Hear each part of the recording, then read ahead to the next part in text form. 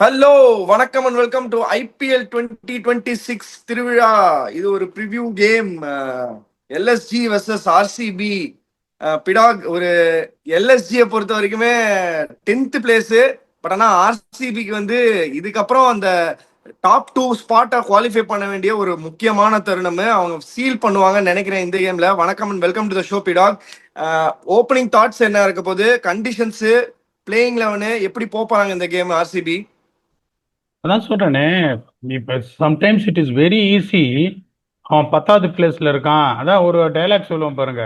Sub inspector தானே, ஓட்டை பிரிச்சு உள்ள இறங்கி போட்டு போயிடலான்னு பாத்தியா அப்படின்ற மாதிரி. They score 228 against Mumbai. They might have lost the game. That is a different issue. When some team has got a quality to score 228, you have to respect them. You have to go through the process and see them out to beat. Obviously, இப்ப நீங்க ஒரு survey மாதிரி அடிக்கிறீங்க, ஒரு 100 பேர்கிட்ட போய் public cricket match யார் ஜெயிப்பாங்கன்னா everyone is going to say RCB.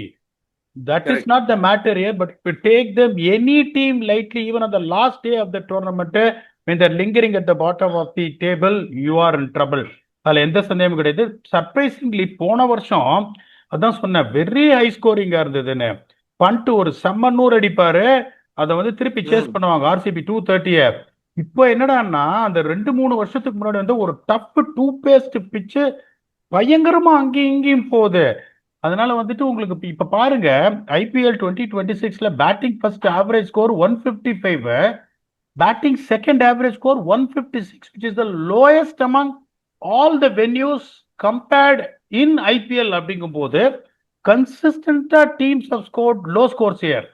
It's not about. இப்போ டெல்லியில பாத்தீங்கன்னா ஒரு மேட்ச் 75 ஆல் அவுட், இன்னொரு match 264. You can not blame the pitch, you can only blame the approach. இங்க அப்படி கிடையாது, கஷ்டமா இருக்கு ஆடுறதுக்கு. அதே மாதிரி பேட்டிங் ஃபர்ஸ்ட் 1 ஜெயிச்சிருக்காங்க, பேட்டிங் செகண்ட் 2 ஜெயிச்சிருக்காங்க. ஒரு மேட்ச் டை ஆச்சு, 2 பேரும் போராடி தோக்கறதுக்கு போராடி, ஒருத்தன் போராடி தோத்தான், அது எல்எஸ்ஜி. ஓகே. அப்படிங்கும் போது இந்த மாதிரி ஒரு சுச்சுவேஷன்ல ஆர்சிபி வந்து அவங்களும் வச்சு இடிக்கணும்ன்ற அப்ரோச்ல போறாங்க. If you can get 180 here, no matter what. இதுல ஒரே ஒரு கேள்வி கேட்பீங்க, என்ன டாஸ் வின் பண்ணா என்ன பண்றது? எப்பவுமே நெத்திப்பட்டில் அடிச்ச மாதிரி சொல்லுவேன், சேஸ் பண்ணணும், பேட்டிங் ஆடணும்னு. ஆனஸ்டா சொல்ற, தெரியல எனக்கு. லைஃப்ல வந்து வளரக்கூடாது, தெரிஞ்சா கான்பிடண்டா சொல்லணும், இல்ல சொல்லக்கூடாது. ஸோ நான் என்ன பண்ணுவேன், இப்போ ஆர்சிபி டீம்ல இருக்கேன்னா என் கேப்டன் வந்து டாஸை தோத்தணும்னு நினைப்பேன். ஏன்னா இது வந்து batting first right decision, bowling first right decision சொல்லவே முடியாது. It is been difficult to bat whole 20 overs even though the dew comes. 180க்கு நீங்க ஆடினீங்கன்னா, அங்கங்க கொஞ்சம் ரன் கூட வந்ததுன்னா you are going to win. இப்போ அந்த டெல்லி ஹைதராபாத்ல எப்படின்னா, சர்க்கிள் இல்லாத அப்படியே சீரா அடிச்சுட்டே இருக்கணும். இங்க சர்க்கிள் இல்லாத பார்த்து ஆடணும். ஒரு ஃபேஸ்ல அட்டி வாங்கினீங்கன்னா தொடர்ந்து வந்து 20 ஓவருக்குள்ள ஆல் அவுட் ஆடுவீங்க. 6 ஓவர்ல 50, 8 and over. அதுக்கப்புறம் 10 7 to 10, அதுக்கப்புறம் ஒரு 8 and over, 10 ஓவர்ல 82 for 2, 11 to 15 ஒரு 9 and over with 2 wickets down, ஒரு 125 to 130 for 4. கடைசியில மட்டும் ஒரு ஆக்சிலரேஷன் 53ல இருந்து 55 that takes you to 180 or slightly more than that, which in my opinion, seeing the pitch, is absolutely defendable. எப்படி போயிருக்கு பாருங்க. சீமர்ஸோட எக்கானமி வந்து 8.85, ஸ்பின்னர்ஸோட economy 8.36. Nothing to really choose between. இப்ப வந்துட்டு இவரு வந்துட்டு இப்ப எல்எஸ்ஜியோட டீமை நான் சொல்றேன் எப்படி இருக்கணும்னு. கரெக்டான்னு பாருங்க. ஜார்ஜ் இங்கிலீஷோட மிகப்பெரிய சப்போர்ட்டர் நானு. இந்த நமந்திற்கு சொன்ன அதே இதைத்தான் சொல்றேன். Josh English can bat number 4. Mark Ram has to bat, has to open the batting. Considering Punt's indifferent form, considering Pooran who is just coming into form, Josh English just coming back, for the first game, long way after Australia, they need stability at the top of the order. So நான் எப்படி போவேன்னு சொல்றேன். Piggy, உங்க மாற்று கருத்து இருந்தா சொல்லுங்க. Aiden Markram to open with Mitchell Marsh, Pooran 3, Inglis 4, Pant 5, Badoni 6, Mukul Choudhary 7, Mohsin Khan 8, Prince Yadav 9, Mohammed Shami 10, Digvesh Rathi 11, and their impacts of I will bring the pacey Mayank Yadav back in place of Bhavesh Khan. இதுதான் என்னோட 12. Please add on your thoughts. இல்ல அதான் fund வந்து ரொம்ப பின்னாடி போயிடக்கூடாது batting அப்படின்றதுக்காக number 4ல ஆடிக்கிறேன் அப்படின்ற மாதிரி அதுக்கு இங்கிலீஷ் ஓப்பனிங் அமிச்சிட்டாங்கன்னு நினைக்கிறேன். பட் அகைன் நம்பர் 3ல வந்து பூரன் நல்லா அடிச்சிருக்காரு போன கேமு. அதாவது இப்பதான் ஃபார்முக்கு வருவியா, சிஎஸ்கே ஃபேன்ஸ்லாம் வந்து கதறாங்க கமெண்ட்ஸ்ல, யோ இப்பதான் ஃபார்முக்கு வருவியாயா பூரனு, கரெக்டா 2 கேம் பேக் டு பேக் சிஎஸ்கேவோட இருக்கு, சிஎஸ்கேவும் கண்டிப்பா வின் பண்ணணுன்ற பொசிஷன்ல இருக்கும்போது கரெக்டா ஃபார்முக்கு வந்திருக்கியப்பா அப்படின்னு கேக்குறாங்க. நீங்க சொன்ன ஆர்டர் தான் ஆக்சுவலா கரெக்டான ஆர்டர் நான் நினைக்கிறேன். Pant has to play at either 4 or 5. But 4 வந்து இங்கிலீஷ் ஆடுறது தான் நியாயம், 5ல ஆடுறது ரொம்ப கஷ்டம். Pant can accelerate, play the finisher role, இது எல்லாமே பண்ணக்கூடிய ரெஸ்பான்சிபிலிட்டி எடுத்துக்கலாம் அஸ் அ கேப்டனு. இப்போதான் டீம் ஓரளவுக்கு செட் ஆகி ஓரளவுக்கு பேட்டிங்ல ரன் வருது இப்போ. ஸோ இந்த டைம்ல வந்து I think there just going to go with the same thing. நீ சொன்னீங்க கரெக்டா, பட் ஆனால் எல்எஸ்ஜி பண்ணுவாங்களா தெரியாது, பொறுத்து இருந்து தான் பார்க்கணும். பட் இவங்க வந்து ராயல் சேலஞ்சர்ஸ் பெங்களூரு டீம் ஷீட்டை கையெழுத்து போட்டு கொடுக்க வேண்டியதுதான் மிச்சமா, இல்லை யாராவது ஏதாவது சேஞ்சஸ் இருக்கா? இப்ப சேஞ்ச் இருக்கும். நீங்க ஆசைப்பட்டது இதற்குத்தானே ஆசைப்பட்டாய் பாலகுமாரா அப்படின்ற மாதிரி நடந்துரும். ஏன்னா ஃபில் சால்ட் இன்னும் இல்ல, அவர் வந்து டீமோட இல்ல.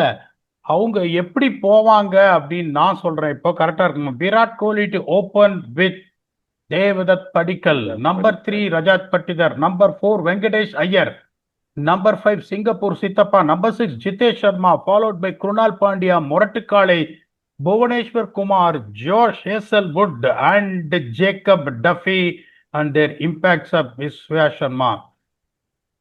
அவங்க எப்படி பார்ப்பாங்கன்னா, இப்போ வந்துட்டு எப்படியும் சால்ட் திரும்பி வந்துருவாரு, 2 மேட்ச்ல திரும்பி வந்துருவாரு.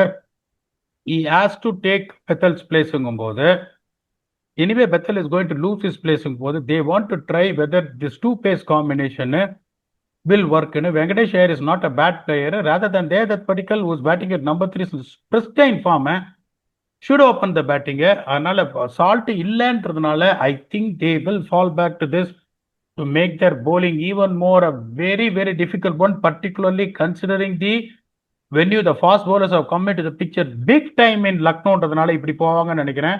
Please Vicky, add on your thoughts. இல்ல ஆர்டர்ல மட்டும் ஒரே ஒரு change. Number 3 Venkatesh Iyer, number 4 Patidar வருவாரோன்னு ஒரு டவுட் இருக்கு.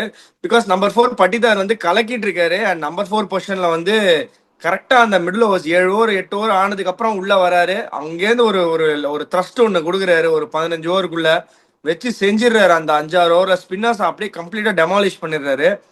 ஐ திங்க் இந்த மாதிரி தான் போவாங்கன்னு நானுமே நினைக்கிறேன் பிடாக். ஏன்னா சால்ட் எப்பவுமே வந்துருவாரு of course, S.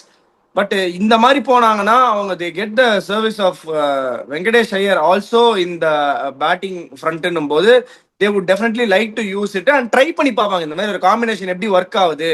But they are not in very desperate things to ஒரு வின் பண்ணியே ஆகணும், அந்த மாதிரி டெஸ்பரேஷன்ல இருக்க மாட்டாங்க. They are already playing very good cricket. So இந்த மாதிரி ஒரு ஒரு காம்பினேஷன்ல ஆடி எப்படி நம்ம ஒர்க் அவுட் ஆகுது அப்படின்னு பார்ப்போன்றது. அண்ட் லக்னோலையும் நல்லா இருக்க போகுது விக்கெட்டு. ஸோ இவங்க வந்து இங்க வந்து வின்னிங் ஃபேக்டர்ஸ் என்னவா இருக்க போது, யாரு எந்த ஃபேஸ் வந்து புதக்குழியா இருக்க போது, யார் எப்படி ஜாகிரதையா பார்த்தாடணும், உங்க எட்ஜ் யாரு கொடுக்க போறீங்க? அதாவது ஃபர்ஸ்ட் 10 ஓவர் எப்படி பேட்டிங் ஆட போறீங்க இந்த ஃபால் லைக் 9 pins இயர். அந்த ஃபர்ஸ்ட் 10 ஓவர்ல யார் பேட்டிங் நல்லா ஆடுறாங்களோ, போன மேட்ச் டை ஆச்சு. KKR 64 for 4, LSG 63 for 1. அதுதான் சொல்றேன், விக்கெட்ஸ் நிறைய விடலைன்னா கூட உங்களுக்கு அப்படியே சீரா அந்த 7.5 8 ஓவர்ல போனா போறோம், ரொம்பவும் கீழ் இல்லாம.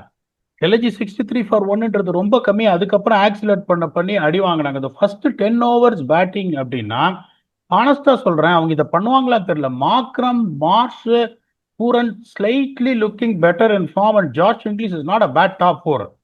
Definitely not a bad top. Virat Kohli பயங்கரமா ஆடுறாரு. தேவதத் படிக்கல் எனக்கு பார்த்தாலே ஒரு மாதிரி பயமா இருக்கு, அந்த மாதிரி பேட்டிங் ஆடுறாரு. பட்டிதர் பொழக்கிறாரு. வெங்கடேஷ் ஐயர் அந்த ஆர்டர் ஸ்வாப் ஆலாம் நீங்க சொல்ற மாதிரி. Venkatesh Iyer might be 3, Patidar might be 4. இவங்க பேட்டிங்கும் பயங்கரமா இருக்கு. அந்த பேட்டிங் வந்துட்டு அவங்க தோத்துட்டாங்கன்றதுனால அவங்க தர குறைச்சு பேசக்கூடாது. அந்த batting four looking very dangerous. Mitch Marsh, Aiden Markram அப்படி பார்க்கும்போது எல்லாம் foreign internationals. They have done well in the past. They can hurt you. So அதுல பெருசா எட்ஜ் இருக்குன்னு சொல்ல மாட்டேன். பேஸ் பவுலர்ஸ் எக்கானமி அப்படின்னு பாத்தீங்கன்னா இவங்களுக்கு நல்ல பவுலர்ஸ் இருக்காங்க. சமவ் பிரின்ஸ் யாதவ் தவிர யாருமே எழுந்து வர மாட்டேன்றாங்க. ஷமி வந்து கடைசி 2 மேட்சா ஸ்லைட்லி ஆஃப் கலர்டா இருக்காரு. மோஷின் கான் நான் ரொம்ப ரேட் பண்ணுவேன். இந்தியா மெட்டீரியல் அவரு. பிரின்ஸ் யாதவ் ஒருத்தர் தான் நல்லா போடுறாரு. எனக்கு தெரிஞ்சு மயங்க் யாதவ் கொண்டு வருவாங்கன்னு நினைக்கிறேன் அந்த எக்ஸ்ட்ரா ஸ்பீட் எடுத்துன்னு வரதுக்கு. இப்ப இவங்க ஒருவேளை நம்ம சொல்ற மாதிரி Josh Hazlewood, Jacob Duffy, Bhuvneshwar Kumar வந்துட்டாங்கன்னா அதுக்கப்புறம் இவங்களை ஒன்றும் பண்ண முடியாது நீங்க, ஆனஸ்ட்லி ஸ்பீக்கிங்க. ஸோ இவங்க மாதிரி ரொம்ப கண்டிஷன்ஸ் பார்த்து ஆடுறவங்க. சுயா சர்மா ஹஸ் பீன் எக்ஸ்ட்ராடினரி, அதுல எந்த சந்தேகமும் கிடையாது. பிச்சு அந்த மாதிரி உங்களுக்கு டூ பேஸ்டா அங்கேயும் இங்கேயும் போகும்னு நினைச்சாங்கன்னா there is a good chance they are going to replace impacts of சுயா Sharma also with Rasik சலாம்ன்றதுனால அந்த 10 ஓவர் வந்து seamers economy from 11 to 20 is the second crucial facet I think which RCB will edge அப்படின்றதுனால RCB will go not with a massive bet but will go with the edge of 53-47 and will beat LSGன்றது என்னோட தாழ்மையான கருத்து. Vicky, please let me know, are you with my side or you feel LSG is going to spring an upset or two? நீ சொன்னதுக்கு அப்புறம் தான் யோசிச்சு பாக்குறேன். All foreign top 4 இருக்கே அங்க, பயங்கரமான ஒரு டாப் 4 இருக்கு. காம்படிஷன்ல யாருக்குமே இந்த டாப் 4 இல்ல, ஃபாரின்ல எல்லாருமே 4 பேர் ஆடுறதுக்கு.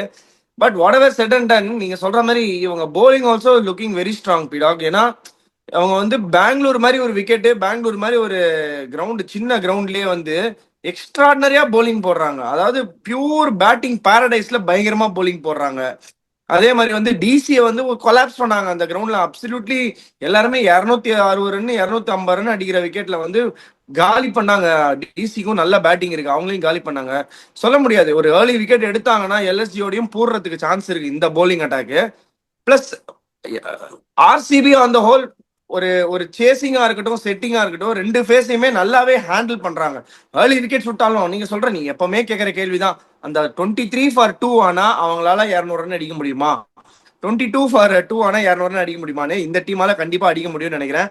இன்கேஸ் 180 185 ஆல் அவுட் ஆனா கூட, ஒருவேளை சரியா பேட்டிங் ஆடாம ஆல் அவுட் ஆகி 185 தான் வச்சிருக்காங்க அப்படின்னா கூட போலிங் போட்டு அதை டிஃபெண்ட் பண்ற அளவுக்கு போலிங் வச்சிருக்காங்க. So RCB will go with edge of 55-45 என் சைட்ல இருந்து. இது வந்து அப்சல்யூட்லி எல்லாரும் ஒத்துப்பாங்கன்னு நினைக்கிறேன் இந்த எட்ஜை. பட் இந்த எட்ஜ் வந்து வியந்து போற மாதிரி எல்எஸ்டி ஏதாவது பண்றாங்களான்றத பொறுத்து இருந்து தான் பார்க்கணும். கேம் சேஞ்சர்ஸ் யார் கொடுக்க போறீங்க பீடா? One from each team. நான் இப்போ சொன்னேன், தேவ்தத் படிக்கல் ஆடுறத பார்த்தாலே ஒரு மாதிரி கேள்விக்குறியா இருக்கு, என்னடா பண்றாருன்னு. Going with Padikkal from RCB and definitely Aiden Markram from LSG. Vicky, your turn please. நான் வந்து I am going with Josh Inglis from LSG and Patidar from RCB. 2 பேருமே ஐகானிக் பிளேயர்ஸ், பிரில்லியண்டா ஆடிட்டு இருக்காங்க. இந்த ஐபிஎல்ல வந்து இன்னும் வரவே இல்லை Josh English. I am expecting a good score from him. So அதனால அவரை கொடுக்குறேன். கேம் சேஞ்சஸ் கொடுத்தாச்சு. ஸ்டம்பிடா செக்மெண்ட்ல இன்னைக்கு ஒரு சூப்பர் கொஸ்டின் எடுத்து வந்திருக்கேன் பிடாக். அருள் செல்வன் 8159 என்ன கேட்டிருக்காருன்னா, வணக்கம் பிடாக் and Vicky, if you are coaching a young batter from scratch, which blueprint you suggest for a longer run? Destructor, brute power, full swing and hand-eye coordination, Suryavanshi way, or craftsman, bracketல pure timing and placement and compact swing, range hitting and play situations like Priyan Sharia with both maintaining high strike rates. பேசிக்கா அவரே வந்து டெம்ப்ளேட்டை கொடுத்துட்டாரு. 2 பேருமே high strike ரேட்ல ஆடக்கூடிய நல்ல positive batters. எந்த விதத்தை சூஸ் பண்ணுவீங்கன்னு கேக்குறாரு. ஒரு கிராஃப்ட்மேன்ஷிப்போட ஆடுற அந்த பிரியான்சாரியா மாதிரி அப்படியே ஸ்வீட் டச், அப்படியே டைமிங், அப்படியே அழகா பார்க்க கண்ணுக்கு ப்ளீசிங்கா இருக்கிற மாதிரியா, இல்ல ப்ரூட் பவர் வச்சு சூரியவன்ஷி மாதிரி எல்லா பாலையும் இடிக்கிற மாதிரி கோச்சிங் பண்ணுவீங்களா? எப்படி எடுத்துட்டு போவீங்க ஒரு யங் பேட்டர்னு கேக்குறாரு. ஒரு யங் பேட்டர் எடுத்தோன்னே நீங்க ஸ்கிராச்ல இருந்து கோச் பண்றீங்கன்னா அவரை இடிக்கிற மாதிரி ஒரு பேட்டரை நீங்க வந்து கோச் பண்ணவே முடியாது. நோ மேட்டர் வாட், ஒரு நேச்சுரல் டேலண்டார்களை வச்சு செதுக்கிற ஒரு பேட்ஸ்மேன் இருக்கலாம். அந்த பேட்ஸ்மேனை எடுத்த உடனே ஒரு 180 ஸ்ட்ரைக் ரேட்ல ஆடணும்ன்ற நினைச்சு ஸ்ட்ரெயிட்டாவே ஒரு பிளேயர் கோச்சிங்க்கு வரான்னா அவனை பவர் ஹிட்டிங்ல மோல்டு பண்ணவே முடியாது. ஃபாஸ்ட் பாலருக்கு இருக்க பேராமீட்டர்ஸுக்கும் அதே மாதிரி இங்கேயும் ஏதாவது ட்ரிகர் இருந்தா அந்த ட்ரிகர் பொசிஷன், ஹெட் பொசிஷன் முடிஞ்சோன்னா நியூட்ரல் பொசிஷன், ஷோல்டர் டிப்பு, அதுக்கப்புறம் வந்து point of contact, power transfer, அதுக்கப்புறம் வந்துட்டு இது இவ்வளவு விஷயம் இருக்கு, டைமிங்கு, இவ்வளவு விஷயம் இருக்கு. அப்படிங்கும்போது இப்ப இவர் என்ன கேட்டாருன்னா, I want to get a Rahane out of சம்படின்னுவேன். அந்த ரஹானேவை பொலாடா எப்படி மாத்துறதுன்னு அதுக்கப்புறம் மாத்துறது எனக்கு ரொம்ப easy. The most basics. difficult thing for you to train a batsman is defense. Front foot defense, back foot defense. அது ரெண்டும் அந்த பேசிக்கை நீங்க கத்து கொடுத்துட்டீங்கன்னா ஆஷிம் amla proved that he can play IPL. A strike rate in that one season அப்போ early 2000 2014 2015 10 வருஷம் முன்னாடி இந்த மாதிரி எல்லா மேட்சும் 220 அடிக்கிற அந்த டயத்துல இது கிடையாது. ஒரு 180 was a big score. ஆஷிம் amla scored 200 for Punjab Kings opening the batting and played with a strike rate of 146. So ஒரு கிளாசிக்கல் பிளேயரை வந்து ஒரு பவர் ஹிட்டரா மாத்துறது. ரோஹித் சர்மா பவர் ஹிட்டரா? யாராவது ஒருத்தர் சொல்லுங்க பாப்பா, என் கண்ணு முன்னாடி ரோஹித் சர்மா பவர் ஹிட்டர்னு. சில்கன் டச் சர்மான்னு வேணானே அவரை. ஓகே, அப்படியே ஸ்லோ மோஷன்ல அடிப்பாரு 30 இருக்கு. அதனால most important thing is your basics, your techniques. எல்லாருமே அசந்து போவாங்க.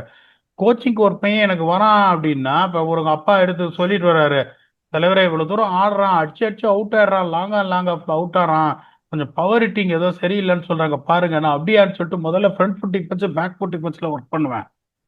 அது வந்தாதான் அதுக்கப்புறம் அந்த மரத்தவரோட கிளையை நீங்க வந்துட்டு அப்படியே என்லார்ஜ் பண்ண முடியும்ன்றதுனால என்ன கேட்டீங்கன்னா, I want to build Rahane first and I will try and invent Kieron Pollard from Rahane which is most easier for me.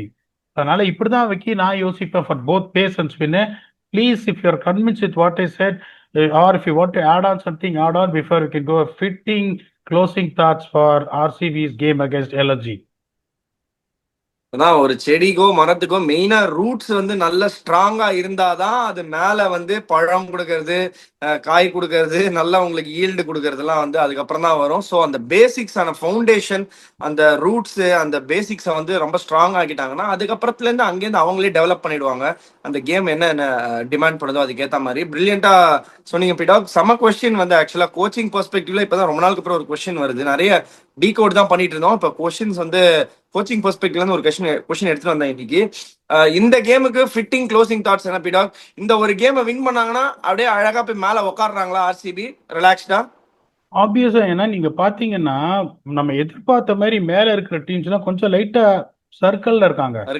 நம்ம எதிர்பார்த்த மாதிரி டப்புன்னு அடிச்சுட்டு போகலன்றதுனாலதான் டேபிள் வந்து இந்த 7 டீமுக்கு வைட் ஓப்பனா இருக்கு. Unfortunately LSG and Mumbai are the only teams which are eliminated. மற்ற எல்லாருக்குமே 8 டீமுக்கும் including KKR they have an outside chance அப்படின்றதுனால they don't want to take. எல்லாருக்குமே சான்ஸ் இருக்கு. கேகேஆர் 5 மேட்ச் வச்சா 17 பாயிண்ட் போயிடுவான். அதனால இவங்க 2 பேரும் தான் they were going to end up with 14 if they win the remaining all the games, which is not going to be enough to take them to the next stage. They're out. That should not demotivate Lucknow Super Giants from trying their best to win. Winning is a culture. அது இந்த culture இந்த வருஷத்துல இருந்து அடுத்த வருஷம் கூட எடுத்துட்டு போகலாம்.